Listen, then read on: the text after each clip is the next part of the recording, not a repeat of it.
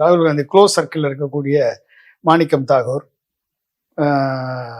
Karur MP Jothimani, Praveen சக்கரவர்த்தி, சசிகாந்த் செந்தில் போன்றவர்கள் இப்படிப்பட்ட ஒரு ஒரு தாட்டை ஒரு எண்ணத்தை ராகுல் காந்தி மனதில் விதைச்சிருக்காங்க. ஓகே.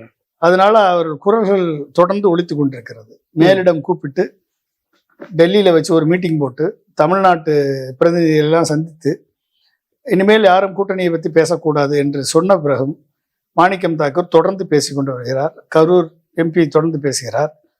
பிரவீன் சக்கரவர்த்தி விசில் அடித்து விட்டது, விசில் எங்கு பார்த்தாலும் தமிழகத்தில் விசில் சத்தம் கேட்கிறது என்று ட்வீட் போடுகிறார்.